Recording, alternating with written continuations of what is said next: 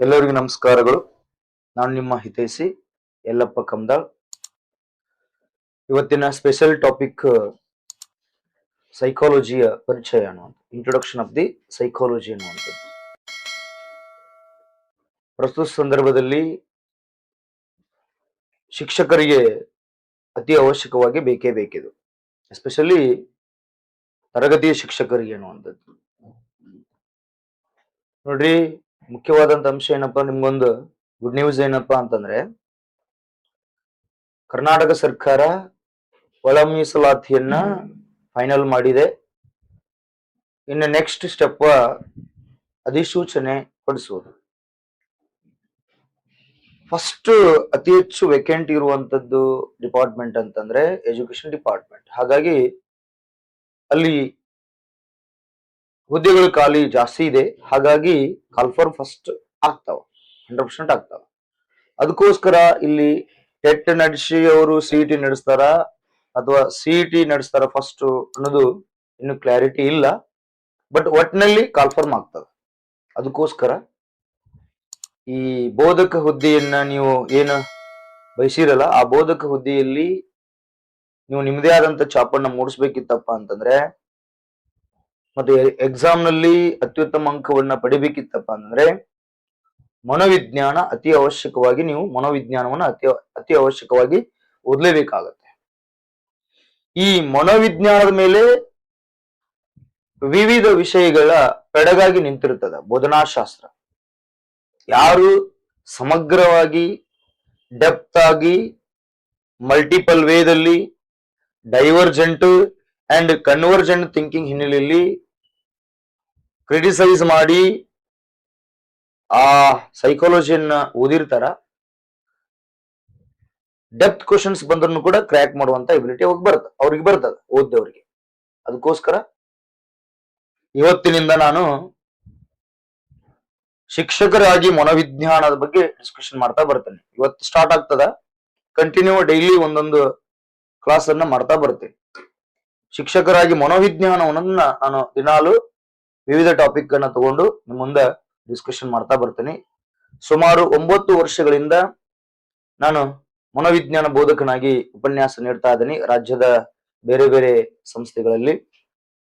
ಪ್ರಪ್ರಥಮ ಬಾರಿಗೆ ನಾನು ಮನೋವಿಜ್ಞಾನವನ್ನ ಈ ಆನ್ಲೈನ್ ಪ್ಲಾಟ್ಫಾರ್ಮ್ ನಲ್ಲಿ ಹೇಳುವಂತ ಪ್ರಯತ್ನವನ್ನ ಮಾಡ್ತಾ ಇದ್ದೇನೆ. ಹಾಗಾಗಿ ದಯಮಾಡಿ ರಾಜ್ಯದ ಮೂಲೆ ಮೂಲೆಯಲ್ಲಿ ಎಲ್ಲೆಲ್ಲಿ ವಿದ್ಯಾರ್ಥಿಗಳಿದಾರ ಅದರ ಸದುಪಯೋಗ ಪಡೆದುಕೊಳ್ತಾರೆ ಅಂತ ಅನ್ನುವಂತ ಬಲವಾದ ನಂಬಿಕೆಯಿಂದ ನಾನು ಈ ಸ್ಟೆಪ್ ಅನ್ನ ತೆಗೆದುಕೊಂಡಿದ್ದೀನಿ ಅನ್ನುವಂಥದ್ದು. ಫಸ್ಟ್ ಈಗ ಸೈಕಾಲಜಿ ಪರಿಚಯನ ನೋಡ್ತಾ ಹೋಗೋಣ ಅನ್ನುವಂಥದ್ದು. ಫಸ್ಟ್ ನೋಡ್ರಿಲಿ, ನೀವು ಯಾವುದೇ ಪುಸ್ತಕದಲ್ಲಿ ಓದಿಲ್ಲ, ಮತ್ತೆ ನಿಮ್ಗ ಯಾರು ಈ ಪರಿಕಲ್ಪನೆ ಹೇಳಿಯೂ ಇಲ್ಲ, ಗೊತ್ತಿರ್ಲಿ. ಎಲ್ಲಾ ಸಬ್ಜೆಕ್ಟ್ ಓದ್ತಿರ್ಬೇಕು, ಬಟ್ ಸೈಕಾಲಜಿಗೆ ಒಂದು ನಿರ್ದಿಷ್ಟವಾದಂತ ಸಿಂಬಾಲ್ ಇದೆ. So that is content. ಇದು ಸೈಕಾಲಜಿ ಸಿಂಬಾಲ್ ಅಂತ ಕರೀತಾರೆ. ಇದನ್ನ ಸೈಕೆ ಅಂತ ಕರೀತಾರೆ. ಸೈಕಾಲಜಿ ಸಿಂಬಾಲ್ ಇದು, ಸೈಕೆ ಅಂತ ಕರೀತಾರೆ. ನೋಡ್ರಿ ಹೆಂಗಿದೆ, ನೋಡ್ರಿ ಎಷ್ಟು ವಂಡರ್ಫುಲ್ ಕಂಟೆಂಟ್ ಇದೆ. ಮಾನವನ ಬ್ರೈನ್ ಅನ್ನುವಂಥದ್ದು ಇದೆ, ಬ್ರೈನ್ ಒಳಗ ಈ ಕಂಟೆಂಟ್ ಇದೆ ಅಲ್ಲ, ಸಿಂಬಾಲ್ ಇದು. ಸಿಂಬಾಲ್ ಆಫ್ ದಿ ಸೈಕಾಲಜಿ ಅಂತಾರೆ. ಸಿಂಬಾಲ್ ಆಫ್ ದಿ ಸೈಕಾಲಜಿ, ಮನೋವಿಜ್ಞಾನದ ಒಂದು ಸಂಕೇತ ಅಥವಾ ಚಿಹ್ನೆ. ನೋಡಿ ಎಷ್ಟು ಕಂಟೆಂಟ್ ಇದೆ ನೋಡಿ. ಎಲ್ಲಿ ಯಾವ ಪುಸ್ತಕದಲ್ಲಿ ಸಿಗೋದಿಲ್ಲ, ನಿಮ್ಗೆ ಯಾರು ಹೇಳೇ ಇಲ್ಲ. ಕ್ವಶನ್ಸ್ ಮುಂದನು ಕೂಡ ನಿಮ್ಗೆ ಕೇಳ್ಬೋದು. ಮನೋವಿಜ್ಞಾನದ ಚಿಹ್ನೆ ಅಥವಾ ಸಂಕೇತ ಯಾವುದು ಅಂತ ಪ್ರಶ್ನೆಯನ್ನು ಕೇಳಿದಾಗ ನೀವು ಈ ತ್ರಿಶೂಲ ರೀತಿ ಇರುವಂತ ಒಂದು ಸಿಂಬಾಲ್ ಅನ್ನ ನೀವೇನ್ ಮಾಡ್ಬೇಕಾಗತ್ತ, ಗುರುತು ಮಾಡ್ಬೇಕಾಗತ್ತೆ.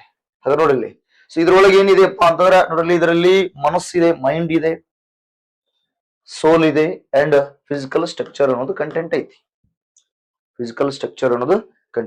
ಮನೋವಿಜ್ಞಾನದ ಸಿಂಬೋಲ್ ಇದು ನೋಡಿ. ಯಾವುದೇ ವಿಷಯಕ್ಕೆ ಸಿಂಬೋಲ್ ಇದೆ ಇಲ್ಲೋ ಗೊತ್ತಿಲ್ಲ, ಬಟ್ ಮನೋವಿಜ್ಞಾನಕ್ಕೆ ಅದರದೇ ಆದಂತ ಒಂದು ಸಿಂಬಾಲ್ ಕಂಡು ಬರ್ತಾ. ಇದನ್ನ ಏನಂತ ಕರೀತಾರ ಅಂದ್ರೆ ಸೈಕೆ ಅಂತ ಕರೀತಾರೆ. ಇದನ್ನ ಏನಂತ ಕರೀತಾರ? ಸೈಕೆ. ಗ್ರೀಕ್ ಲೆಟರ್ನ 23ನೇಯ ಲೆಟರ್ ಇದು. 23ನೇಯ ಲೆಟರ್ ಇದು ಸೈಕೆ ಅಂತಂದ್ರೆ. ಸೊ ಅರ್ಥ ಮಾಡ್ಕೊಳ್ರಿ, ಮನಸ್ಸು. ಈ ನಮ್ಮ ಭಾರತ ಸಂಸ್ಕೃತಿಯಲ್ಲಿ ಕೂಡ ಶಿವನ ಆಯುಧ ತ್ರಿಶೂಲ. ಆ ತ್ರಿಶೂಲದಲ್ಲಿ ಹಿಡ್ಕೊಂಡು ಬಂದಿದ್ದಾನ ಶಿವ ಅಂತಂತಂದ್ರೆ ಅಲ್ಲಿ ಮನಸ್ಸು ಇದೆ, ಸೊಯ್ಲು ಇದೆ, ಮತ್ತ ಫಿಸಿಕಲ್ ಸಂರಕ್ಷಣೆ ಇದೆ. ಅಂದ್ರ ಶಾರೀರಿಕ ಸಂರಕ್ಷಣೆ. ಶಾರೀರಿಕ ಸಂರಕ್ಷಣೆ ಆತ್ಮ. ಸೋಲ್ ಅಂದ್ರೆ ಆತ್ಮ, ಆತ್ಮ. ಮೈಂಡ್ ಅಂದ್ರೆ ಮನಸ್ಸು, ಮತ್ತ ಶಾರೀರಿಕ ಸಂರಕ್ಷಣೆ ಎನ್ನುವಂಥದ್ದು ಫಿಸಿಕಲ್ ಸ್ಟ್ರಕ್ಚರ್ಸ್ ಕಂಟೆಂಟ್ ಅನ್ನ ಕೊಡುತ್ತೆ. ಈ ಕಾನ್ಸೆಪ್ಟ್ ಎಷ್ಟು ವಂಡರ್ಫುಲ್ ಇದೆ ನೋಡ್ರಿ. ಎಕ್ಸಾಮ್ ಅಲ್ಲಿ ಕೇಳ್ಬೋದು. ಸಿಂಬಲ್ ಆಫ್ ದಿ ಸೈಕಾಲಜಿ ಎನ್ನುವಂಥದ್ದು ಹಿನ್ನೆಲೆಯಲ್ಲಿ ಇದನ್ನ ನೆನ್ಪಿಟ್ಕೋಬೇಕಾಗುತ್ತೆ. ನೆಕ್ಸ್ಟ್ ಪಾಯಿಂಟ್ ನೋಡೋಣ. ಈಗ ಮನೋವಿಜ್ಞಾನವನ್ನ ಎಂಟಮೊಲಜಿಕಲಿ ಅದರ ಶಬ್ದೋಕ್ತಿ ಪ್ರಕಾರ ಮನೋವಿಜ್ಞಾನ ಏನನ್ನು ತಿಳ್ಕೊಂತ ಬರೋಣ ಅನ್ನುವಂಥದ್ದು. ನೋಡಿ, ಮನೋವಿಜ್ಞಾನ ಅನ್ನೋದು ತುಂಬಾ ವಿಭಿನ್ನವಾದ ಶಾಸ್ತ್ರವಾಗಿ ಹೊರಹೊಮ್ಮಿದೆ ಈಗ ಎಟ್ ಪ್ರೆಸೆಂಟ್. ಅದರದೇ ಆದಂತ ಒಂದು ಸ್ವತಂತ್ರ ಸ್ಥಾನಮಾನವನ್ನು ಪಡ್ಕೊಂಡಿದೆ. ನೋಡ್ರಿ, ವಿಜ್ಞಾನ ಅನ್ನೋದಿದೆ ನೋಡ್ರಿ, ಲಾಸ್ಟ್ ವಿಜ್ಞಾನ. ಮನೋ ಅಂದ್ರೆ ಮನಸ್ಸು, ವಿಜ್ಞಾನ. ಮುಂಚೆ ಇದು ಪಾರ್ಟ್ ಆಫ್ ದಿ ಫಿಲಾಸಫಿ ಆಗಿತ್ತು, ತತ್ವಶಾಸ್ತ್ರದ ಒಂದು ಭಾಗವಾಗಿತ್ತು. ತತ್ವಶಾಸ್ತ್ರದ ಭಾಗವಾಗಿ ಇದನ್ನ ಅಧ್ಯಯನ ಮಾಡ್ತಾ ಇದ್ದೀವಿ. ಈಗ ಅದರದೇ ಆದಂತ ಒಂದು ಸ್ಥಾನಮಾನವನ್ನು ಪಡ್ಕೊಂಡಿದೆ. ಹಾಗಾಗಿ ಅದರದೇ ಆದ ಸ್ಥಾನಮಾನವನ್ನು ಪಡ್ಕೊಂಡಿದೆಪ್ಪ ಅಂತಂದ್ರೆ ಅದು ಯಾವಾಗಿಂದ ಉತ್ಪತ್ತಿ ಆಯಿತು, ಅದರ ಶಬ್ದದ ಉತ್ಪತ್ತಿ ಏನೋ ಗೊತ್ತಿರ್ಬೇಕು ಫಸ್ಟ್. ಒಂದ್ಸರಿ ಎಕ್ಸಾಮ್ ಅಲ್ಲಿ ಕೇಳೋಣ, ಮುಂದೆ ಕೇಳಿದ್ರೆ ಕೇಳ್ಬೋದು, ಕೇಳಲಿಕ್ಕೂ ಇಲ್ಲ ಅನ್ನುವಂಥದ್ದು. ಒಟ್ಟಿನಲ್ಲಿ ಆ ಶಬ್ದದ ಉತ್ಪತ್ತಿ ನಿಮ್ಗೆ ಗೊತ್ತಿರ್ಬೇಕು. ಹಾಗಾಗಿ ನೋಡೋಣ. ನೋಡಿ, ಮನೋವಿಜ್ಞಾನ ಅನ್ನೋದು ಗ್ರೀಕ್ ಭಾಷೆಯಿಂದ ಬಂದೈತೆ. ನೋಡಿ, ಗ್ರೀಕ್. ನೋಡಿ, ಗ್ರೀಕ್ ಮೋಸ್ಟ್ ಇಂಪಾರ್ಟೆಂಟ್. ಇದು ಗ್ರೀಕ್ ದೇಶ, ಇದು ಯುರೋಪ್ ಖಂಡದಲ್ಲಿ ಬರ್ತದೆ. ಯುರೋಪ್ ಖಂಡದಲ್ಲಿ ಬರುತ್ತೆ. ಇದನ್ನ ತತ್ವಜ್ಞಾನಿಗಳ ದೇಶ ಅಂತ ಕರೀತಾರೆ. ಇದನ್ನ ಗ್ರೀಕ್ ದೇಶವನ್ನ ತತ್ವಜ್ಞಾನಿಗಳ ದೇಶ ಅಂತ ಕರೀತಾರೆ. ಆಲ್ಮೋಸ್ಟ್ ಬೇರೆ ಬೇರೆ ವಿಷಯಗಳ ಶಬ್ದೋಕ್ತಿ ಆಲ್ಮೋಸ್ಟ್ ಲ್ಯಾಟಿನ್ ಗ್ರೀಕ್ ಭಾಷೆಯಿಂದನೇ ಉತ್ಪತ್ತಿ ಆಗಿರುವಂತಂದು ಕಾಮನ್ ಆಗಿ ಓದ್ತಾ ಬರ್ತೇವೆ. ಅದೇ ರೀತಿ ಕೂಡ ಮನೋವಿಜ್ಞಾನ ಕೂಡ ಗ್ರೀಕ್ ಭಾಷೆಯಿಂದ ಉತ್ಪತ್ತಿಯಾಗಿದೆ. ಆ ಗ್ರೀಕ್ ಭಾಷೆಯಲ್ಲಿ 2 ವರ್ಡ್ಸ್ ಗಳಿಂದ ಅದು ಏನಾಗಿದೆಪ್ಪ, ಜನ್ಮ ತಾಳಿದೆ ಅನ್ನುವಂಥ ಒಂದು. ಈ ಏನಪ್ಪ ಸೈಖೆ ಎನ್ನುವಂಥದ್ದು ಬರ್ತದ. ಇನ್ನೊಂದು ಲೋಗಸ್ ಅಂತ ಬರ್ತದ. ಲೋಗಸ್. ಈ ಗ್ರೀಕ್ ಭಾಷೆ ಸೈಖೆ ಮತ್ತು ಲೋಗಸ್ಗಳ ಈ ಶಬ್ದಗಳ ಸಮ್ಮಿಲನ ಹಿನ್ನೆಲೆಯಲ್ಲಿ ಏನಾಗಿದೆಪ್ಪ ಅಂತಂದ್ರ ಈ ಮನೋವಿಜ್ಞಾನ ಫಾರ್ಮೇಶನ್ ಆಗಿದೆ, ಮನೋವಿಜ್ಞಾನ ಉತ್ಪತ್ತಿ ಆಗಿದೆ. ಹಾಗಾದ್ರೆ ಸೈಕೆ ಅಂತಂದ್ರೆ ಆತ್ಮ ಅಂತ ಅರ್ಥ, ಸೋಲ್. ಲೋಗಸ್ ಅಂದ್ರೆ ಸ್ಟಡಿ, ಅಧ್ಯಯನ. ಲೋಗಸ್ ಅಂದ್ರೆ ಸ್ಟಡಿ, ಅಧ್ಯಯನ. ಹಾಗಾಗಿ ಈ ಶಬ್ದೋಕ್ತಿಯ ಪ್ರಕಾರ ಮನೋವಿಜ್ಞಾನ ಅಂದ್ರೆ study of the soul. Study of the soul. ಆತ್ಮವನ್ನು ಕುರಿತು ಅಧ್ಯಯನ ಮಾಡುವ ಶಾಸ್ತ್ರವನ್ನ ಮನೋಶಾಸ್ತ್ರ ಅಂತ ಕರೀತಾರ. ಈ ಶಬ್ದೋಕ್ತಿಯ ಪ್ರಕಾರ ಇದು ನೆನಪಿರಲಿ. ನೋಡಿಲಿ, ಅದಕ್ಕಾದ್ಮೇಲೆ ಕನ್ನಡ ಶಬ್ದ ಇಂಗ್ಲಿಷ್ ಭಾಷೆಯ ಸೈಕಾಲಜಿ ಎಂಬ ಪದಕ್ಕೆ ಸಂವಾದಿಯಾಗಿದೆ. ಸೈಕಾಲಜಿ ಅನ್ನುವಂಥದ್ದು ಇಂಗ್ಲಿಷ್ ಭಾಷೆ. ಅದು ಏನಾಗಿದೆಪ್ಪ ಅಂತಂದ್ರೆ ಇಂಗ್ಲಿಷ್ ಭಾಷೆ ಸೈಕಾಲಜಿ ಎಂಬ ಪದ ಗ್ರೀಕ್ ಭಾಷೆಯ ಸೈಕೆ ಮತ್ತು ಲೋಗಸ್ ಎಂಬ ಪದಗಳ ಮೂಲದಿಂದ ಉತ್ಪತ್ತಿಯಾಗಿದೆ ಎನ್ನುವಂಥದ್ದು. ಅದರ ಅರ್ಥ ಆತ್ಮ, ಲೋಗಸ್ ಅಂದ್ರೆ ಅಧ್ಯಯನ ಎಂದ. ಈ ಶಬ್ದೋಕ್ತಿಯ ಪ್ರಕಾರ ಮನೋವಿಜ್ಞಾನ ಅಂದ್ರೆ ಆತ್ಮವನ್ನು ಕುರಿತು ಅಧ್ಯಯನ ಮಾಡುವಂತ ಶಾಸ್ತ್ರವಾಗಿದೆ. ಬಟ್ ಪ್ರಸ್ತುತ ಸಂದರ್ಭದಲ್ಲಿ ಮನೋವಿಜ್ಞಾನದ ವ್ಯಾಖ್ಯೆ ಬೇರೆ ಆಗಿದೆ. ಮನೋವಿಜ್ಞಾನದ ವ್ಯಾಖ್ಯೆ ಬೇರೆ ಆಗಿದೆ. ಏನಪ್ಪಾ ಅಂತಂದ್ರೆ ಈ ಮನೋವಿಜ್ಞಾನ ಎಟ್ ಪ್ರೆಸೆಂಟ್ ಏನ್ ಮಾಡ್ತದಪ್ಪ ಅಂತಂದ್ರೆ ವರ್ತನೆಯನ್ನು ಕುರಿತು ಅಧ್ಯಯನ ಮಾಡ್ತದೆ. ಎಟ್ ಪ್ರೆಸೆಂಟ್ ವರ್ತನೆಯನ್ನು ಕುರಿತು ಅಧ್ಯಯನ ಮಾಡ್ತೈತಿ. ವರ್ತನೆ, behaviour, study of the behaviour ಅನ್ನುವಂಥ ಸ್ಟಡಿ ಆಫ್ ದಿ ಬಿಹೇವಿಯರ್. ಮನೋವಿಜ್ಞಾನ ಎಟ್ ಪ್ರೆಸೆಂಟ್ ಏನನ್ನು ಕುರಿತು ಅಧ್ಯಯನ ಮಾಡ್ತದ? ಬಿಹೇವಿಯರ್, ವರ್ತನೆಯನ್ನು ಕುರಿತು ಅಧ್ಯಯನ ಮಾಡುತ್ತದೆ. ಹಾಗಾಗಿ ಈ ಮನೋವಿಜ್ಞಾನವನ್ನ ಎಟ್ ಪ್ರೆಸೆಂಟ್ ಯಾವ ಹೆಸರಿಂದ ಕರೆಯಕತ್ತಾರಪ್ಪ ಅಂದ್ರ ಎಟ್ ಪ್ರೆಸೆಂಟ್ ವರ್ತನಾಶಾಸ್ತ್ರ ಅಂತಾರೆ. ಇದನ್ನ ವರ್ತನಾಶಾಸ್ತ್ರ ಎಟ್ ಪ್ರೆಸೆಂಟ್ ಇದನ್ನ ಈ ಹೆಸರಿಂದನೂ ಕೂಡ ಕರೀತಾರ. ಎಟ್ ಪ್ರೆಸೆಂಟ್ ಸೈಕಾಲಜಿಯನ್ನ ಸೈನ್ಸ್ ಆಫ್ ದಿ ಬಿಹೇವಿಯರ್ ಅಂತ ಕರೀತಾರ. ಸೈನ್ಸ್ ಆಫ್ ದಿ ಬಿಹೇವಿಯರ್, ವರ್ತನಾ ವಿಜ್ಞಾನ ಅಥವಾ ವರ್ತನಾಶಾಸ್ತ್ರ ಅಂತ ಕರೀತಾರ. ಕೇಳ್ಬೋದು. ಎಟ್ ಪ್ರೆಸೆಂಟ್ ಪ್ರಸ್ತುತ ಸಂದರ್ಭದಲ್ಲಿ ಮನೋವಿಜ್ಞಾನವನ್ನ ಏನೆಂದು ಕರೆಯುತ್ತಾರೆ ಅಂದ್ರೆ, ವರ್ತನಾಶಾಸ್ತ್ರ ಅಥವಾ ವರ್ತನಾ ವಿಜ್ಞಾನ ಎಂದು ಕರೆಯುತ್ತಾರೆ. ಹಾಗಾಗಿ ಪ್ರಸ್ತುತ ಇಂದಿನ ಆಧುನಿಕ ಮನೋವಿಜ್ಞಾನಿಗಳನ್ನ ಏನಂತ ಕರೀತಾರಪ್ಪ ಅಂದ್ರ ವರ್ತನಾವಾದಿಗಳು ಅಂತ ಕರೀತಾರ. ಏನಂತ ಕರೀತಾರ? ವರ್ತನವಾದಿಗಳು ಅಂತ ಕರೀತಾರ. ಬಿಹೇವಿಯರಿಸ್ಟ್. ಇದಕ್ಕೆ ಅನೋದರ್ ನೇಮ್ ಯಾವುದಪ್ಪ ಅಂದ್ರ ಸೈನ್ಸ್ ಆಫ್ ದಿ ಬಿಹೇವಿಯರ್, ವರ್ತನಾಶಾಸ್ತ್ರ. ಹಾಗಾಗಿ ಈ ಶಬ್ದೋದ್ದೀಪಕರ ಗೊತ್ತಾಯ್ತು ನಿಮ್ಗ. ಈಗ ಅಟ್ ಪ್ರೆಸೆಂಟ್ ಮನೋವಿಜ್ಞಾನ ಏನನ್ನು ಕುರಿತು ಅಧ್ಯಯನ ಮಾಡೋದನ್ನು ಗೊತ್ತಾಯ್ತು. ಏನು? ಸ್ಟಡಿ ಆಫ್ ದಿ ಬಿಹೇವಿಯರ್ಸ್, ವರ್ತನೆಯನ್ನು ಕುರಿತು ಅಧ್ಯಯನ ಮಾಡುತ್ತದೆ. ನೆನಪಿರಲಿ. ನೆಕ್ಸ್ಟ್, ಇಲ್ಲಿ ಈ ಪಿಕ್ಚರ್ ಅನ್ನ ನೋಡಿದಾಗ ನಿಮ್ಗೆ ಗೊತ್ತಾಗತ್ತೆ ವರ್ತನೆಯನ್ನು ಕುರಿತು ಅಧ್ಯಯನ ಮಾಡದಂತಂದು ನಾನು ವ್ಯಾಖ್ಯಾನವನ್ನು ಕೊಟ್ಟೆ. ಹಾಗಾದ್ರೆ ಯಾರ ವರ್ತನೆ, ಯಾವುದರ ವರ್ತನೆ ಅನ್ನೋದು ಬೇಕಲ್ಲ. ಪ್ರಸ್ತುತ ಸಂದರ್ಭದಲ್ಲಿ ಎಷ್ಟು ಬ್ರಾಡ್ ಮೀನಿಂಗ್ ಇದೆಯಪ್ಪ ಮನೋವಿಜ್ಞಾನದ್ದು. ಕೆಲವು ಜನ ಪ್ರಶ್ನೆಯನ್ನು ಕೇಳಿದಾಗ ವ್ಯಕ್ತಿಯ ವರ್ತನೆ ಅಂತಾರ, ಮಗುವಿನ ವರ್ತನೆ ಅಂತಾರ, ಬರೀ ವರ್ತನೆ ಅಧ್ಯಯನ ಮಾಡೋದು ಅಂತಾರ. ಎಸ್, ಹೌದು, ವರ್ತನೆಯನ್ನು ಅಧ್ಯಯನ ಮಾಡ್ತದ. ಆದ್ರೆ ಯೂನಿವರ್ಸಲ್ ಎಕ್ಸೆಪ್ಟೆಡ್ ಆಗುವಂತ ಒಂದು ವ್ಯಾಖ್ಯಾನ ಬೇಕಾಗ್ತದ. ಅದು ಯಾವುದಪ್ಪ ಅಂತಂದ್ರ ಅಟ್ ಪ್ರೆಸೆಂಟ್ ಮನೋವಿಜ್ಞಾನದ ಯೂನಿವರ್ಸಲ್ ಎಕ್ಸೆಪ್ಟ್ ಆದಂತ ಎಲ್ಲರೂ ಒಪ್ಪಿತವಾದಂತ ಒಂದು ವ್ಯಾಖ್ಯಾನ ಏನಪ್ಪಾ ಅಂತಂದ್ರ ಭೂಮಿಯ ಮೇಲಿನ ಎಲ್ಲಾ ಜೀವಿಗಳ ಆಂತರಿಕ ಮತ್ತು ಬಾಹ್ಯ ವರ್ತನೆಯ ಕುರಿತು ಸಮಗ್ರವಾಗಿ ಅಧ್ಯಯನ ಮಾಡುವ ವಿಜ್ಞಾನವನ್ನ ಮನೋವಿಜ್ಞಾನ ಅಂತ ಕರೀತಾರೆ. ಅಟ್ ಪ್ರೆಸೆಂಟ್ ಏನು? ಭೂಮಿ ಮೇಲೆ ಜೀವಿಗಳು ನೋಡಿಲಿ, ಒಟ್ಟು ಇದು ಭೂಮಿ ಅಂದಾಗ ಎಲ್ಲಾ ಜೀವಿಗಳದ ನೋಡಿಲಿ. ಅಂದ್ರೆ ಭೂಮಿ ಮೇಲೆ ಎಲ್ಲಾ ಜೀವಿಗಳಂದ್ರೆ ಅರ್ಥ ಮಾಡ್ಕೊಡ್ರಿ. ಇಲ್ಲಿ ಪಕ್ಷಿಗಳದಾವ, ಮನುಷ್ಯದನ ಮತ್ತು ಬ್ಯಾಕ್ಟೀರಿಯಾಗಳು ಕೂಡ ಕಂಡು ಬರ್ತಾವ. ಆಮೇಲೆ ಇಲ್ಲಿ ಜೀವಿಗಳಂತಾಗ ಎಲ್ಲಾ ರೀತಿ ಜೀವಿಗಳು ಬರ್ತಾವ. ಇಲ್ಲಿ ಎಲ್ಲಾ ರೀತಿ ಜೀವಿಗಳಂತಂದಾಗ ನೀವು ಇಲ್ಲಿ ಅರ್ಥ ಮಾಡ್ಕೊಡ್ರಿ. ಜೀವಿಗಳು ಅಂತಂದಾಗ ಎಲ್ಲಾ ರೀತಿ ಜೀವಿಗಳು, ಸಸ್ಯಗಳು ಬರ್ತಾವ. ಅಂದ್ರೆ ಸಸ್ಯಗಳಿಗೂ ಕೂಡ ಜೀವ ಇದೆ ಅಂತಂದು ಜಗದೀಶ್ ಚಂದ್ರ ಬೋಸ್ ಅವರು ಹೇಳ್ತಾರ ಇಡೀ ಜಗತ್ತಿಗೆ. ಮತ್ತ ಸೂಕ್ಷ್ಮಾಣು ಜೀವಿಗಳು ಬರ್ತಾವ, ಮೈಕ್ರೋ ಆರ್ಗನಿಸಮ್ ಅಂತ ಕರಿತೀವಿ. ಅಂದ್ರ ವೈರಸ್ ಮತ್ತು ಬ್ಯಾಕ್ಟೀರಿಯಾ ಬರ್ತಾವ. ಎಕ್ಸಾಂಪಲ್. ಇನ್ನ ಪ್ರಾಣಿಗಳು, ಕೀಟಗಳು,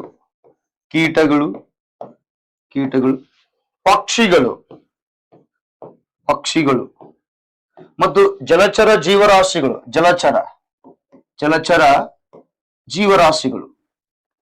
ಎಲ್ಲೋ ಬರ್ತಾವ ನೋಡ್ರಿ. ಜಲಚರ ಜೀವರಾಶಿಗಳು ಎಲ್ಲ ಪಿಕ್ಚರ್ ಐತಿ ನೋಡ್ರಿ. ಜೀವಿಗಳ ಕಂಟೆಂಟ್ ಇದೆ ನೋಡ್ರಿ. ಜೀವಿ ಸೆಂಟೆನ್ಸ್ ನಿಮ್ಗೆ ಗೊತ್ತಿರ್ಬೇಕು. ಏನಪ್ಪಾ ಅಂತಂದ್ರ ಮನೋವಿಜ್ಞಾನ, ಪ್ರೆಸೆಂಟ್ ಮನೋವಿಜ್ಞಾನ ಎಂದರೆ ಅಂತ ಕೇಳಿದಾಗ ಅರ್ಥ ಮಾಡ್ಕೊಡ್ರಿ. ಇಲ್ಲಿ ಜೀವಿಗಳ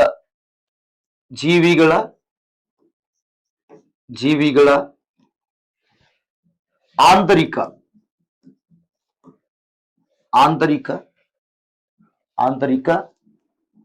ಕಾಣಿಸ್ತಾ ಇಲ್ವಾ?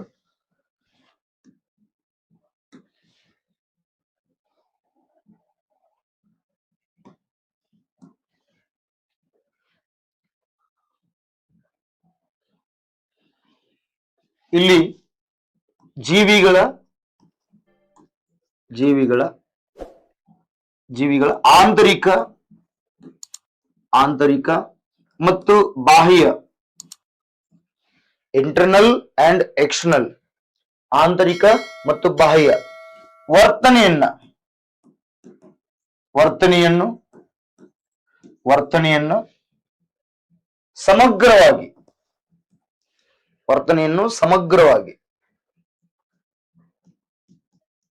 ಸಮಗ್ರವಾಗಿ ವೈಜ್ಞಾನಿಕವಾಗಿ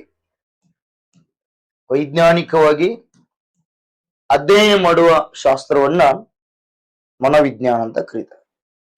ನೋಡಿ, ಜೀವಿಗಳಂತಂದಾಗ ಭೂಮಿಯ ಮೇಲೆ ವ್ಯಾಖ್ಯಾನ. ಇದು ಮನೋವಿಜ್ಞಾನದ ವಿಭಿನ್ನವಾದಂತ ಮತ್ತು ಎಲ್ಲರೂ ಒಪ್ಪಿಕೊಂಡಂತ ಒಂದು ಸ್ಟೇಟ್ಮೆಂಟ್ ಮತ್ತು ಒಂದು ಡೆಫಿನಿಷನ್ ಆಗ್ತದೆ. ಯೂನಿವರ್ಸಲ್ ಎಕ್ಸೆಪ್ಟೆಡ್ ಕಂಟೆಂಟ್ ಇದು.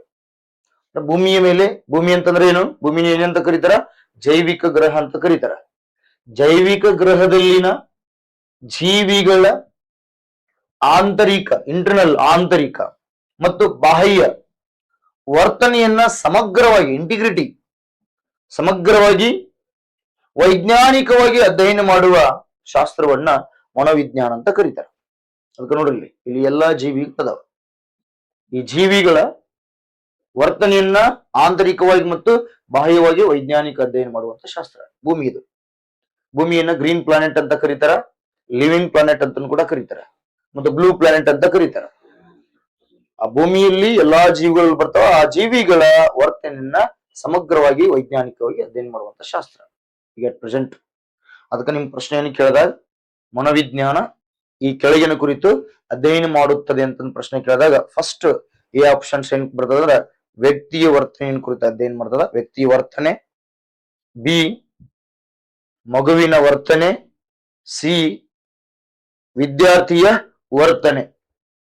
ಡಿ ಜೀವಿಗಳ ವರ್ತನೆ. ಇಲ್ಲಿ ಅದಕ್ಕೆ ರಿಲೇಟೆಡ್ ಆದಂತ ಅತಿ 100ಕ್ಕೆ 100ರಷ್ಟು ಸತ್ಯವನ್ನು ಹೊಂದಿರುವಂತ ಒಂದು ಆಯ್ಕೆ ಯಾವ್ದಾಗುತ್ತಪ್ಪ ಅಂತಂದ್ರ ಜೀವಿಗಳ ವರ್ತನೆಯನ್ನ ಅಧ್ಯಯನ ಮಾಡ್ತದಂತ. ಅದ್ರ ನೋಡಿ, ಜೀವಿ ಒಳಗೆ ಯಾರು ಬರ್ತಾರ? ವಿದ್ಯಾರ್ಥಿನೂ ಬರ್ತಾನ. ಜೀವಿ ಒಳಗೆ ಮತ್ತೆ ಯಾರು ಬರ್ತಾರ? ಮಗುವನು ಬರ್ತಾನ. ಜೀವಿ ಒಳಗೆ ಮತ್ತೆ ಯಾರು ಬರ್ತಾರ? ವ್ಯಕ್ತಿನೂ ಬರ್ತಾನಲ್ಲ. ವ್ಯಕ್ತಿ ಒಳಗೆ ಜೀವಿ ಬರ್ತದ, ಎಲ್ಲಾ ಜೀವಿಗಳು ಬರ್ತಾವ. ಮಗುವಿನಲ್ಲಿ ಎಲ್ಲಾ ಜೀವಿಗಳು ಬರ್ತಾವ. ಸಸ್ಯ ಬರ್ತದ, ಪ್ರಾಣಿ ಬರ್ತಾ, ಕೀಟಗಳು ಬರ್ತಾವ, ಪಕ್ಷಿ ಬರ್ತದ. ಇಲ್ಲ, ವಿದ್ಯಾರ್ಥಿ ಒಳಗ ಈ ಎಲಿಫೆಂಟ್, ಸೂಕ್ಷ್ಮಾಣು ಜೀವಿಗಳು ಇವೆಲ್ಲ ಬರ್ತಾವ. ಇಲ್ಲ, ಜೀವಿ ಒಳಗಡೆ ಮಗುನು ಬರ್ತದ, ಜೀವಿ ಒಳಗ ವಿದ್ಯಾರ್ಥಿನೂ ಬರ್ತದ, ಜೀವಿ ಒಳಗ ವ್ಯಕ್ತಿನೂ ಬರ್ತದ. ಹಾಗಾಗಿ ಮನೋವಿಜ್ಞಾನ ಏನನ್ನ ಕುರಿತು ಅಧ್ಯಯನ ಮಾಡ್ತದ ಅಂತಂದಾಗ ವ್ಯಕ್ತಿ ವರ್ತನೆ, ಮಗುವಿನ ವರ್ತನೆ, ವಿದ್ಯಾರ್ಥಿ ವರ್ತನೆ ಅಂತ ಆನ್ಸರ್ ಮಾಡಕ್ ಹೋಗ್ಬೇಡ್ರಿ. ಅದ್ರ ಕೆಳಗಡೆ ಲಾಸ್ಟ್ ಆಪ್ಷನ್ಸ್ ಏನಿದೆ ಅಂತಂದಾಗ ಜೀವಿಗಳ ವರ್ತನೆ.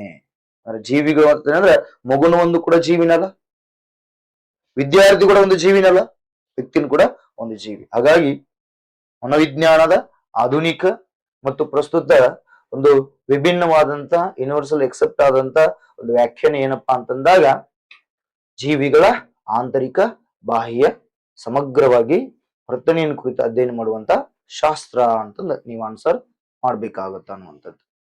ನೋಡ್ರಿ, ಮನೋವಿಜ್ಞಾನ ಒಂದೇ ಕ್ಷೇತ್ರಕ್ಕೆ ಸಂಬಂಧಿಸಿದ್ದಲ್ಲ. ಈ ವ್ಯಾಖ್ಯಾನವನ್ನ ನೀವು ಕುಲಂಕುಷವಾಗಿ ವಿಮರ್ಶಾತ್ಮಕವಾಗಿ ಡೈವರ್ಜನ್ ಥಿಂಕಿಂಗ್ ಹಿನ್ನೆಲೆಯಲ್ಲಿ, ಕನ್ವರ್ಜನ್ ಥಿಂಕಿಂಗ್ ಹಿನ್ನೆಲೆಯಲ್ಲಿ ಈ ವಾಕ್ಯವನ್ನ ಅರ್ಥ ಮಾಡ್ಕೊಂಡ್ರೆ ಮನೋವಿಜ್ಞಾನ ಒಂದೇ ಕ್ಷೇತ್ರಕ್ಕೆ ಸೀಮಿತವಾಗಿಲ್ಲ. ಇದು ಎಲ್ಲಾ ಕ್ಷೇತ್ರಗಳ ಜೀವಿಗಳು ಎಲ್ಲಾ ಅಧ್ಯಯನ ಮಾಡಿದ್ರೆ ಎಲ್ಲಾ ಕ್ಷೇತ್ರಗಳ ಅಪ್ಲಿಕೇಶನ್ ಆಗ್ತದ. ಸಾಮಾಜಿಕ ಕ್ಷೇತ್ರ ಆಗಿರ್ಬೋದು, ಆರೋಗ್ಯ ಕ್ಷೇತ್ರ ಆಗಿರ್ಬೋದು, ಆರ್ಥಿಕ ಕ್ಷೇತ್ರ ಆಗಿರ್ಬೋದು, ರಾಜಕೀಯ ಕ್ಷೇತ್ರ ಆಗಿರ್ಬೋದು, ಕ್ರೀಡಾ ಕ್ಷೇತ್ರ ಆಗಿರ್ಬೋದು, ಎಲ್ಲಾ ಕ್ಷೇತ್ರಗಳಲ್ಲಿ ಈ ಮನೋವಿಜ್ಞಾನದ ತನ್ನದೇ ಆದಂತ ಕಬಂಧದ ಬಾಹುಗಳನ್ನ ವಿಸ್ತರಿಸ್ತಾ ಹೋಗ್ತಾ ಇದೆ. ಇವತ್ತಿನ ದಿನಮಾನಗಳಲ್ಲಿ ಮನೋವಿಜ್ಞಾನಕ್ಕೆ ಅತಿ ಹೆಚ್ಚಿನ ಪ್ರಮಾಣದ ಸ್ಥಾನಮಾನ ಇದೆ ಎನ್ನುವಂಥದ್ದನ್ನ ನಾವಿಲ್ಲಿ ಅರ್ಥ ಮಾಡ್ಕೊಳ್ರಿ. ನೋಡ್ರಿ, ಮಾನವ ತನ್ನ ಬುದ್ಧಿಶಕ್ತಿಯಿಂದ ಎಲ್ಲಾ ವಿಷಯಗಳನ್ನ ಅಧ್ಯಯನ ಮಾಡ್ತಾನ. ಆದ್ರೆ ತನ್ನ ಆಂತರಿಕವಾಗಿ ಸಬ್ ಕಾನ್ಶಿಯಸ್ ಇರುವಂತ ಮೈಂಡ್ ಅನ್ನ ಅರ್ಥೈಸಿಕೊಳ್ಳಲು ಮತ್ತು ತನ್ನನ್ನು ತಾನು ತಿಳಿದುಕೊಳ್ಳಲು ಯಾವ ವಿಷಯದ ಸಹಾಯಕ್ಕೆ ಹೋಗ್ತಾನಪ್ಪ ಅಂತಂದ್ರೆ ಮನೋವಿಜ್ಞಾನದ ವಿಷಯಕ್ಕೆ ಸಹಾಯಕ್ಕೆ ಹೋಗ್ತಾನೆ. ತನ್ನ ಮನಸ್ಸನ್ನು ಅರ್ಥೈಸಿಕೊಳ್ಳಲು ಯಾವ ಶಾಸ್ತ್ರದ ಜೊತೆ ಹೋಗ್ತಾನಪ್ಪ ಅಂತಂದ್ರೆ, ಯಾವ ಶಾಸ್ತ್ರದ ಕಡೆ ಹೋಗ್ತಾನಪ್ಪ ಅಂತಂದ್ರೆ ಮನೋವಿಜ್ಞಾನದ ಕಡೆ ಹೋಗ್ತಾನೆ.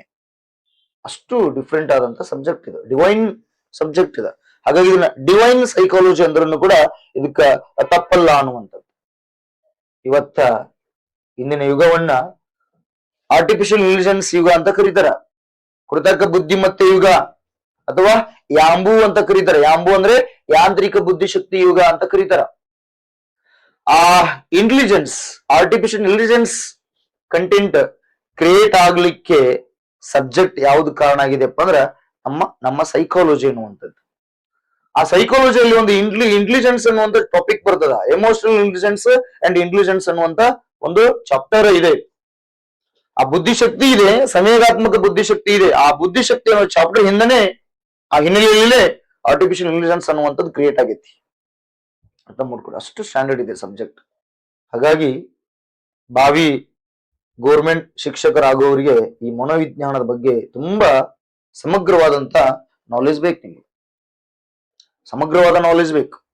ನಿಮ್ಮನ್ನು ನೀವು ಶಿಕ್ಷಕರು ನಿಮ್ಮನ್ನು ನೀವು ಅರ್ಥ ಮಾಡಿಕೊಳ್ಳಲು, ನಿಮ್ಮ ಬೋಧನೆಯನ್ನ ವಿಮರ್ಶೆ ಮಾಡಿಕೊಳ್ಳಲು ಮತ್ತು ವಿದ್ಯಾರ್ಥಿಗಳ ವರ್ತನೆಯನ್ನ ಸಮಗ್ರವಾಗಿ ಅಧ್ಯಯನ ಮಾಡಲು ಶೈಕ್ಷಣಿಕ ಕ್ಷೇತ್ರದಲ್ಲಿ ಮನೋವಿಜ್ಞಾನದ ಇನ್ನೊಂದು ಬ್ರಾಂಚ್ ಬರ್ತದ. ಅದು ಯಾವ್ದಪ್ಪ? Education psychology. ಆ ಎಜುಕೇಶನ್ ಸೈಕಾಲಜಿಯ ಜ್ಞಾನ ನಿಮಗ್ ಬೇಕು. ಅದ್ರ ಜ್ಞಾನ ಬೇಕಿತ್ತಂದ್ರೆ ಫಸ್ಟ್ ಈ ಬೇಸಿಕ್ ಸೈಕಾಲಜಿಯ ಜ್ಞಾನ ಅತಿ ಅವಶ್ಯಕ ಅನ್ನುವಂಥದ್ದು. ಎಸ್, ಮುಂದಿನ ಕಂಟೆಂಟ್ಗೆ ಹೋಗೋಣ ಅನ್ನುವಂಥದ್ದು. ನೆಕ್ಸ್ಟ್ ನೋಡಿಲಿ, ಡೆಫಿನೇಷನ್ ಆಫ್ ದಿ ಸೈಕಾಲಜಿ ಬಗ್ಗೆ ನಾವು ನೋಡ್ತಾ ಬರೋಣ. ನೋಡ್ಲಿ, ಡೆಫಿನೇಷನ್ ಆಫ್ ದಿ ಸೈಕಾಲಜಿ ಅಂತಂದ್ರೆ, ಡೆಫಿನೇಷನ್ ಆಫ್ ದಿ ಸೈಕಾಲಜಿ ಅಂತ ಬರ್ತದ. ಮನೋವಿಜ್ಞಾನದ ವ್ಯಾಖ್ಯೆಗಳು ಅಂತ ಬರ್ತಾವ. ಮನೋವಿಜ್ಞಾನದ ವ್ಯಾಖ್ಯೆಗಳು ಅಂತ ಬರ್ತಾವ. ಮನೋವಿಜ್ಞಾನ ವ್ಯಾಖ್ಯೆಯನ್ನು ನೋಡೋಣ. ವಿವಿಧ ಮನೋವಿಜ್ಞಾನಿಗಳು ವಿವಿಧ ರೀತಿಯಾದಂತ ಮನೋವಿಜ್ಞಾನದ ವ್ಯಾಖ್ಯವನ್ನ ಕೊಟ್ಟಿದ್ದಾರೆ ಅನ್ನುವಂಥದ್ದು. ಇಲ್ಲಿ ನೋಡಿ, ಪಿಕ್ಚರ್ ಅನ್ನು ನೋಡಿದ್ರೆ ಗೊತ್ತಾಗತ್ತೆ. ನೋಡಿ, ಎಲ್ಲರೂ ಸ್ಮೈಲ್ ಇದ್ದಾರೆ. ಇಲ್ಲಿ ಮಹಿಳೆ ಇದ್ದಾರೆ, ಮೇಡಮ್ ಇದ್ದಾರೆ, ಡಿಸಿಪ್ಲಿನ್ ಇದೆ. ಅವ್ರ ಮುಖದಲ್ಲಿ ಯಾವ ರೀತಿಯಾದಂತ ಬಿಹೇವಿಯರ್ ಇದೆ ನೋಡ್ರಿ. ಇಲ್ಲೊಬ್ರು ಜೆಂಟ್ಸ್ ಇದ್ದಾರೆ, ಆ ಕಡೆ ಲೇಡೀಸ್ ಇದ್ದಾರೆ, ಮತ್ತೆ ಸುತ್ತಮುತ್ತಲ ಬಾಯ್ಸ್ ಅಂಡ್ ಲೇಡೀಸ್ ಇದ್ದಾರೆ. ಅವ್ರ ಬಿಹೇವಿಯರ್ ಹೆಂಗಿದೆ ನೋಡ್ರಿ, ಎಷ್ಟು ಚಂದ. ಅವ್ರ ಮುಖ ನೋಡಿದ್ರೆ ನಮಗೂ ಕೂಡ ಒಂಥರ ಮುಗುಳ್ ನಗೆ ಬರ್ತದ. ಅಷ್ಟು ಫೋಕಸ್ ಇದೆ. ಅಂದ್ರ ಅಲ್ಲಿ ಏನ್ ಕಾಣ್ತಾ ಇದೆಪ್ಪ ಅಂದ್ರ ಪಾಸಿಟಿವ್ ಬಿಹೇವಿಯರ್ ಕಾಣ್ತಾ ಇದೆ, ಧನಾತ್ಮಕ ವರ್ತನೆ ಇದೆ. ಏನಿದೆ ಈ ಪಿಕ್ಚರ್ ನೋಡಿದಾಗ ನಿಮ್ಗೆ ಏನ್ ಅನ್ಸ್ತದಪ್ಪ ಅಂದ್ರ ಧನಾತ್ಮಕ ವರ್ತನೆ ಇರುವಂತ ಸನ್ನಿವೇಶ ಇಲ್ಲಿದೆ ಅನ್ನೋದನ್ನ ನೀವು ಇಲ್ಲಿ ಅರ್ಥ ಮಾಡ್ಕೊಳ್ಳಿ. ಹಾಗಾಗಿ ಈ ಧನಾತ್ಮಕ ವರ್ತನೆಯ ಕುರಿತು ಅಧ್ಯಯನ ಮಾಡುವ ವಿಜ್ಞಾನವನ್ನ ಏನಂತ ಕರೀತಾರಪ್ಪ ಅಂದ್ರ ಮನೋವಿಜ್ಞಾನ ಅಂತ ಕರೀತಾರ. ಯಾರು ಕರೀತಾರಪ್ಪ ಅಂದ್ರ ವ್ಯಾಟ್ಸನ್ ಅವರು ಕರೀತಾರ. ವ್ಯಾಟ್ಸನ್ ತನ್ನ ವ್ಯಾಖ್ಯಾನ ಯಾವ ರೀತಿ ಕೊಡ್ತಾರಪ್ಪ ಅಂತಂದ್ರೆ, ಧನಾತ್ಮಕ ವರ್ತನೆಯ ಅಧ್ಯಯನ, ಧನಾತ್ಮಕ ವರ್ತನೆಯ ಅಧ್ಯಯನ ಅಂತ, ವರ್ತನೆಯ ಅಧ್ಯಯನ. ಎಷ್ಟು ವಂಡರ್ಫುಲ್ ವಾಕ್ಯ ಕೊಡ್ತಾರೆ, ವ್ಯಾಖ್ಯಾನ. ಈ ವ್ಯಾಟ್ಸನ್ ಅವ್ರನ್ನ ಏನಂತ ಕರೀತಾರೆ ಗೊತ್ತಾ? ವರ್ತನವಾದಿ ಅಥವಾ ವರ್ತನಾಶಾಸ್ತ್ರಜ್ಞ ಅಂತ ಕರೀತಾರ. ಇವನ್ನ ಇನ್ನೊಂದು ಹೆಸರಿಂದ ಪ್ರಚಲಿತವಾಗಿ ತುಂಬಾ ಚರ್ಚೆಯಲ್ಲಿದೆ.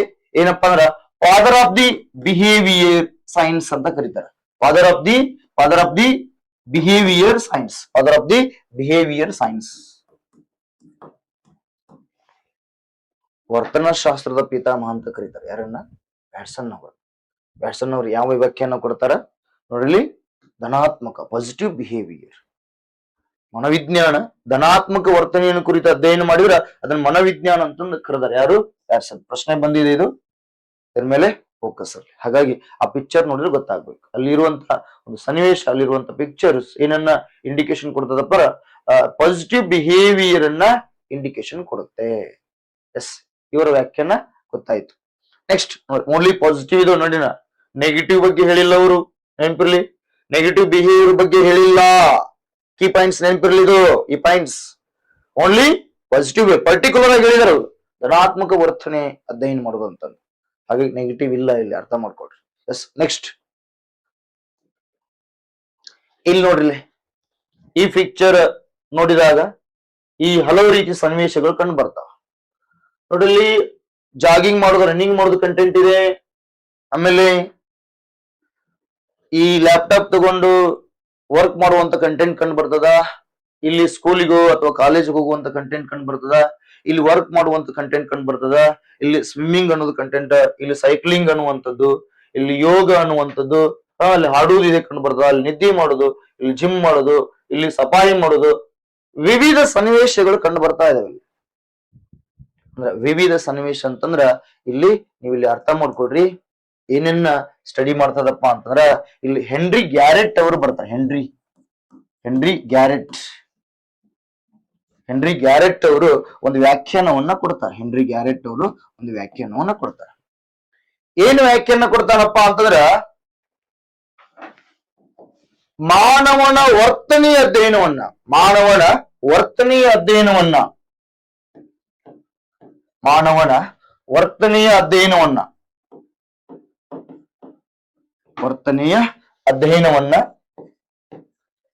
ಅಧ್ಯಯನವನ್ನು ಏನಂತ ಕರೆದ್ರು ಇವರು? ಮನೋವಿಜ್ಞಾನ ಅಂತ ಕರೆದ್ರು. ಎಸ್, ಅರ್ಥ ಮಾಡ್ಕೊಳ್ರಿ. ಇವ್ರು ಹೆನ್ರಿ ಗ್ಯಾರೆಟ್ ಅವ್ರು ಏನ್ ಹೇಳ್ತಾರಪ್ಪ ಅಂದ್ರ ಮಾನವನ ವರ್ತನೆಯ ವೈಜ್ಞಾನಿಕ ಅಧ್ಯಯನ. ಮಾನವನ ವರ್ತನೆ ಅಂದ್ರೆ ವರ್ತನೆಯಲ್ಲಿ ಅರ್ಥ ಮಾಡ್ಕೊಡಿ. ಈ ವರ್ತನೆಯಲ್ಲಿ ಎರಡದವ. ಪಾಸಿಟಿವ್ ಬಿಹೇವಿಯರ್ ಇದೆ ಅಂಡ್ ನೆಗೆಟಿವ್ ಬಿಹೇವಿಯರ್ ಕೂಡ ಇದೆ.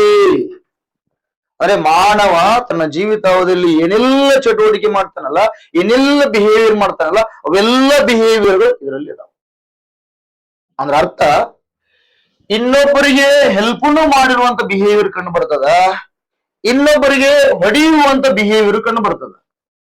ಅಂದ್ರ ಇಲ್ಲಿ ಬರೀ ಓನ್ಲಿ ಬಿಹೇವಿಯರ್ ಅಂತಂದು ವರ್ಡ್ ಯೂಸ್ ಮಾಡ್ಯಾರ ನೋಡ್ರಿ ಅವ್ರು. ಧನಾತ್ಮಕನು ಅಂದಿಲ್ಲ, ಋಣಾತ್ಮಕನು ಕೂಡ ಅಂದಿಲ್ಲ. ಕ್ವಶನ್ಸ್ ಕೇಳ್ತಾನ. ಮನೋವಿಜ್ಞಾನ ಅಂದ್ರೆ ಧನಾತ್ಮಕ ವರ್ತನೆ ಅಧ್ಯಯನ ಅಂದ್ರೆ ಇದನ್ನ ವ್ಯಾಖ್ಯಾನ ಕೊಟ್ಟವರು ವ್ಯಾಟ್ಸನ್. ಬರೀ ಹೆನ್ರಿ ಗ್ಯಾರೆಟ್ ಅವರು ಏನ್ ಮಾಡ್ಯಾರಪ್ಪ? ಮಾನವನ ವರ್ತನೆಯ ಅಧ್ಯಯನವನ್ನ ಏನಂತ ಕರೆದಾರಪ್ಪ? ವೈಜ್ಞಾನಿಕ ಅಧ್ಯಯನವನ್ನು ಏನಂತ ಕರೆದಾರಪ್ಪ ಅಂದ್ರೆ ಮನೋವಿಜ್ಞಾನ ಅಂತ ಕರೆದಾರ. ಬರೀ ಓನ್ಲಿ ಏನ್ ಹೇಳ್ತಾರ? ವರ್ತನೆ ಹೇಳ್ತಾರ. ಆ ವರ್ತನೆಯಲ್ಲಿ ಎರಡು ಬಿಹೇವಿಯರ್ ಕಂಡು ಬರ್ತಾವ. ಒಂದು ಪಾಸಿಟಿವ್ ಬಿಹೇವಿಯರ್ ಇರ್ತದ, ನೆಗೆಟಿವ್ ಬಿಹೇವಿಯರ್ ಇರ್ತದ. ನೋಡಿ, ವ್ಯಾಟ್ಸನ್ ಅವರ ವ್ಯಾಖ್ಯಾನ ಕೂಡ ಗೊತ್ತಿರ್ಬೇಕು, ಹೆನ್ರಿ ಗ್ಯಾರೆಟ್ ಅವರ ವ್ಯಾಖ್ಯಾನ ಕೂಡ ಗೊತ್ತಿರ್ಬೇಕು. ಒಂದೇ ಒಂದು ಶಬ್ದದಲ್ಲಿ ವ್ಯತ್ಯಾಸ ಐತಿ. ಅವ್ರ ಧನಾತ್ಮಕ ವರ್ತನೆ ಅಂದಾರ, ಇವ್ರು ಬರ್ಲಿ ವರ್ತನೆ ಅಧ್ಯಯನ ಅಂದಾರ. ಕನ್ಫ್ಯೂಸ್ ಆಗ್ಬಾರ್ದು. ಅಲ್ಲಿ ಹೆನ್ರಿ ಗ್ಯಾರೆಟ್ ಅವರು ಕೊಟ್ಟಿದ್ರಪ್ಪ ಅವ್ರ ಆಪ್ಷನ್ಸ್ ಅಲ್ಲಿ ಮಾನವನ ವರ್ತನೆ ಅಧ್ಯಯನ ಮಾಡೋದನ್ನು ಕೊಟ್ಟಿದ್ರಂದ್ರ ಹೆನ್ರಿ ಗ್ಯಾರೆಟ್ ಆಗ್ತಾರೆ. ಒಂದ್ ವೇಳೆ ಅವ್ರು ಕೊಟ್ಟಿರ್ಲಿಲ್ಲ ಅಂದ್ರ ಮೇಲಿನ ಯಾವುದೂ ಅಲ್ಲ ಅಂತ ಕೊಟ್ಟಿದ್ರಂದ್ರ ಮೇಲಿನ ಯಾವುದೂ ಅಲ್ಲ ಅಂತ ಆಗ್ತದೆ. ಇಲ್ಲ, ಮೇಲಿನ ಯಾವುದೂ ಅಲ್ಲ ಅಂತ ಕೊಟ್ಟಿಲ್ಲ, ತಾಂಡೈಕ್ ಅಂತ ಕೊಟ್ರು, ಸ್ಕಿನ್ನರ್ ಅಂತ ಕೊಟ್ರು, ಪಿಯಾಜ್ ಅಂತ ಕೊಟ್ರು, ವ್ಯಾಟ್ಸನ್ ಅವರು ಕೊಟ್ರು. ಅಂದ್ರೆ ಮನೋವಿಜ್ಞಾನದ ವರ್ತನೆ ಕುರಿತು ಅಧ್ಯಯನ ಮಾಡೋದನ್ನು ಕೊಟ್ರಪ್ಪ ಅಂತಂದ್ರ ಅಲ್ಲಿ ವ್ಯಾಟ್ಸನ್ ಅಷ್ಟೇ ಕೊಟ್ಟಾರಪ್ಪ ಅಂತಂದ್ರ ಅಲ್ಲಿ ಯಾವುದು ಅಲ್ಲ ಅಂತನ್ನು ಕೂಡ ನೀವು ಆನ್ಸರ್ ಮಾಡ್ಬೇಕಾಗ ಒಂದು ಗ್ರೇಸ್ ಬರ್ಬೇಕು, ಇಲ್ಲ ಯಾವುದು ಅಲ್ಲ ಅಂತ ಕೊಡ್ಬೇಕು. ಡೆಪ್ತ್ ಆಗಿ ಸೈಕಾಲಜಿ ಓದಿದವರು ಓದಿ ಕ್ವಶನ್ ಪೇಪರ್ ಅನ್ನ ಸೆಟ್ ಮಾಡಿದ್ರಪ್ಪ ಅಂತಂದ್ರೆ ಮನೋವಿಜ್ಞಾನ ಏನನ್ನು ಕುರಿತು ಅಧ್ಯಯನ ಮಾಡೋದನ್ನ ಪ್ರಶ್ನೆಯನ್ನು ಕೇಳಿದಾಗ ಅಲ್ಲಿ ಯಾರ ಪ್ರಕಾರ? ವ್ಯಾಟ್ಸನ್ ಪ್ರಕಾರ ಅಂದಾಗ ಧನಾತ್ಮಕ ವರ್ತನೆ ಕುರಿತು, ಹೆನ್ರಿ ಗ್ಯಾರೆಟ್ ಅವರ ಪ್ರಕಾರ ಅಂತಂದ್ರೆ ಯಾರಪ್ಪ ಅಂತಂದಾಗ ಇಲ್ಲಿ ಅರ್ಥ ಮಾಡ್ಬೇಕು ಯಾವುದಪ್ಪ ಅಂತಂದಾಗ ಮಾನವನ ವರ್ತನೆಯನ್ನ ವೈಜ್ಞಾನಿಕವಾಗಿ ಅಧ್ಯಯನ ಮಾಡಿದೆ. ಇವ್ರ ಪ್ರಕಾರ ಇದೆ. ವ್ಯಾಟ್ಸನ್ ಧನಾತ್ಮಕ ಅಂತ ವರ್ಡ್ ಸೇರಿಸ್ತಾರೆ, ಇಲ್ಲ ವರ್ತನೆ ಅಷ್ಟೇ ಇದೆ. ಈ ವರ್ತನೆ ಒಳಗ ಪಾಸಿಟಿವ್ ಬಿಹೇವಿಯರ್ ಇದೆ, ನೆಗೆಟಿವ್ ಬಿಹೇವಿಯರ್ ಇದೆ. ಈ ವರ್ತನೆ ಒಳಗೆ ಮತ್ತೇನಿದೆ?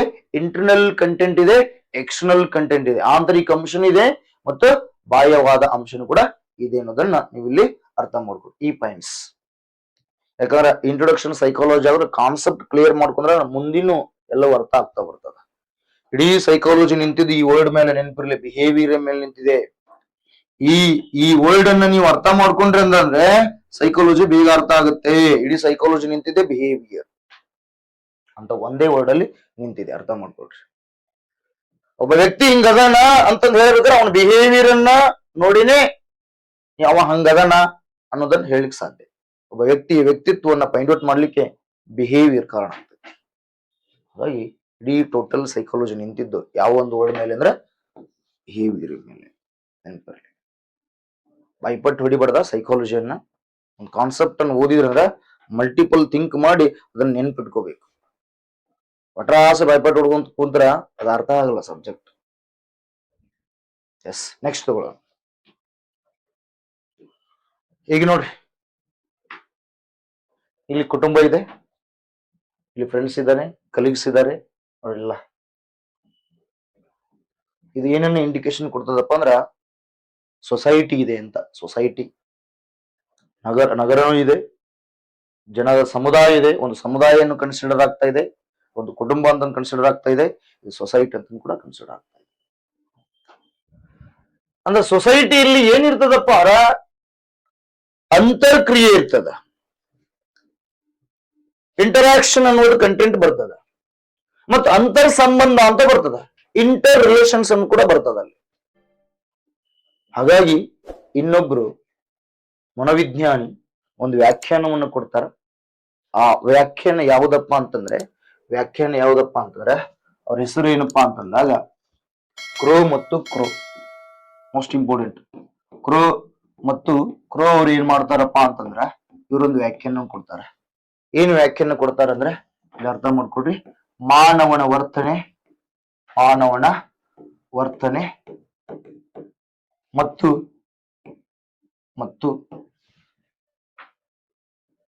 ಅಂತರ್ ಸಂಬಂಧ, ಅವನ ಅಂತರ್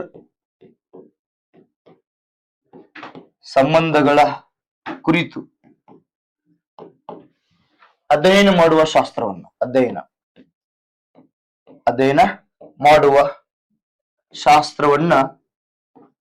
ಏನಂತ ಕರೆದ್ರು ಇವರು? ಮನೋವಿಜ್ಞಾನ ಅಂತ ಕರೀತಾರೆ. ಯಾರು ಕರೆದ್ರಪ್ಪನ್ನ? ಕ್ರೋ ಮತ್ತು ಕ್ರೋ ಅವರು ಕರೀತಾರೆ. ನೋಡ್ರಿ ಇಲ್ಲಿ ಇವರಲ್ಲಿ ಎಷ್ಟು ಕಂಟೆಂಟ್ ಇದೆ ನೋಡ್ರಿ, ಮೋಸ್ಟ್ ಇಂಪಾರ್ಟೆಂಟ್ ಕಂಟೆಂಟ್ ಇದು. ಈ ವಾಕ್ಯದಲ್ಲಿ ಮನುಷ್ಯನ ಬಗ್ಗೆ ಹೇಳ್ತಾ ಇದ್ದಾರೆ, ಜಸ್ಟ್ ಮನುಷ್ಯನ ಬಗ್ಗೆ, ಮಾನವನ ವರ್ತನೆ ಬಗ್ಗೆ ಅಷ್ಟೇ ಫೋಕಸ್ ಮಾಡ್ತಾ ಇದ್ದಾರೆ ಇಲ್ಲಿ. ಆ ಮಾನವ ಇಲ್ಲಿ ವರ್ತನೆ ಮಾಡ್ತಾರೆ, ಸೊಸೈಟಿಯಲ್ಲಿ ಬಿಹೇವಿಯರ್, ಅಂತರ್ ಸಂಬಂಧ ಎಲ್ಲಿದೆ? ಸೊಸೈಟಿಯಲ್ಲಿ, ಕಾಡಲ್ಲೆಲ್ಲ, ಸ್ಪೇಸ್ ಅಲ್ಲೆಲ್ಲ, ಬೆಟ್ಟಗುಡ್ಡದಲ್ಲೆಲ್ಲ, ಸೊಸೈಟಿಯಲ್ಲಿ ಜನರ ಮಧ್ಯೆ ಅಂತರ್ಕ್ರಿಯೆಗಳು ಏರ್ಪಡ್ತಾವ. ಸ್ಟಿಮ್ಯುಲಸ್ ಅಂಡ್ ರೆಸ್ಪಾನ್ಸ್ ಅನ್ನೋದು ಬರ್ತದೆ ಇಲ್ಲಿ. ಸ್ಟಿಮ್ಯುಲಸ್ ಅಂಡ್ ರೆಸ್ಪಾನ್ಸ್ ಇದೆ ನೋಡ್ರಿ. ಅವ್ರಿಗೆ ಏನ್ ಹೇಳ್ತಾರ, ಅವ್ರು ನೋಡ್ತಾ ಇರ್ತಾರ. ಸ್ಟಿಮ್ಯುಲಸ್ ಅಂಡ್ ರೆಸ್ಪಾನ್ಸ್, ಪ್ರಚೋದನೆಗೆ ತಕ್ಕ ಪ್ರತಿಕ್ರಿಯೆ ನಡೀತಾ ಇದೆ ಇಲ್ಲಿ. ಹಾಗಾಗಿ ಇಲ್ಲಿ ಪರ್ಟಿಕ್ಯುಲರ್ ಆಗಿ ಕ್ರೋ ಮತ್ತು ಕ್ರೋ ಅವ್ರು ಹೇಳಕತ್ತಾರ, ಮಾನವನ ವರ್ತನೆಯನ್ನು ಅಧ್ಯಯನ ಮಾಡ್ತದ. ಆ ವರ್ತನೆಯಲ್ಲಿ ಆಂತರಿಕ ಆಗಿರ್ಬೋದು, ಬಾಹ್ಯ ಆಗಿರ್ಬೋದು, ಧನಾತ್ಮಕವಾಗಿರ್ಬೋದು, ಋಣಾತ್ಮಕ ಆಗಿರ್ಬೋದು. ಜೊತೆಗೇನೆ ಅವನ ಅಂತರ್ ಸಂಬಂಧ ಅಂತಂದಾಗ ಒಂದು ಸಮೂಹ ಇರ್ತದ, ಒಂದು ಸಮಾಜ ಇರ್ತದ. ಆ ಸಮಾಜದಲ್ಲಿ ವ್ಯಕ್ತಿಗಳ ಮಧ್ಯೆ ಸಂಪರ್ಕ, ಕಮ್ಯುನಿಕೇಶನ್ ನಡೀತಾ ಇರ್ತದ. ಆ ಕಮ್ಯುನಿಕೇಶನ್ ಅಲ್ಲಿ ಅವನ ವ್ಯಕ್ತಿತ್ವ ಹೆಂಗಿದೆ, ಅವನ ವರ್ತನೆ ಹೆಂಗಿದೆ, ಅದರ ಬಗ್ಗೆ ಸ್ಟಡಿ ಮಾಡುವಂತ ಒಂದು ವ್ಯಾಖ್ಯಾನವನ್ನ ಯಾರು ಕೊಡ್ತಾರಪ್ಪ ಅಂತಂದ್ರ ಈ ಕ್ರೋ ಮತ್ತು ಕ್ರೋ ಅವರು ಕೊಡ್ತಾರೆ. ಏನಿರ್ಲಿ, ಕ್ರೋ ಮತ್ತು ಕ್ರೋ ಅವರ ವ್ಯಾಖ್ಯಾನ, ವ್ಯಾಟ್ಸನ್ ಅವರ ವ್ಯಾಖ್ಯಾನ ಮತ್ತು ಹೆನ್ರಿ ಗ್ಯಾರೆಟ್ ಅವರ ವ್ಯಾಖ್ಯಾನ ಡಿಫ್ರೆನ್ಸ್ ಇದಾವ. ವ್ಯಾಟ್ಸನ್ದು ಧನಾತ್ಮಕ ವರ್ತನೆ ಅಧ್ಯಯನ, ಆ ನಂತರ ಹೆನ್ರಿ ಗ್ಯಾರೆಟ್ದವರು ಮಾನವನ ವರ್ತನೆ ಅಧ್ಯಯನ ಅಂತ ಹೇಳ್ತಾರೆ. ಕ್ರೋ ಮತ್ತು ಕ್ರೋ ಅವರು ಮಾನವನ ವರ್ತನೆ ಮತ್ತು ಅವನ ಅಂತರ ಸಂಬಂಧ ಕುರಿತು ಅಧ್ಯಯನ ಮಾಡುವ ಶಾಸ್ತ್ರವನ್ನ ಮನೋವಿಜ್ಞಾನ ಅಂತ ಕರೀತಾರೆ. ಯಾರು? ಕ್ರೋ ಮತ್ತು ಕ್ರೋ. ಅರ್ಥ ಮಾಡ್ಕೊಡ್ರಿ, ವ್ಯಾಖ್ಯಾನ ಅನ್ನೋದು ಮೋಸ್ಟ್ ಇಂಪಾರ್ಟೆಂಟ್. ಹಾಗಾಗಿ ಈಗ ನಾವು ನಿಮ್ಮೊಂದಿಗೆ ಏನ್ ಡಿಸ್ಕಷನ್ ಮಾಡಿದ್ವಿ ಅಂದ್ರೆ, ಒಂದು ಸಿಂಬಲ್ ಆಫ್ ದಿ ಸೈಕಾಲಜಿಯ ಪದೋತ್ಪತ್ತಿ ಮತ್ತು ಯೂನಿವರ್ಸಲ್ ಎಕ್ಸೆಪ್ಟ್ ಆದಂತ ಒಂದು ವ್ಯಾಖ್ಯಾನವನ್ನ ನಾವು ತೆಗೆದುಕೊಂಡಿವೆ ಅನ್ನುವಂಥದ್ದು.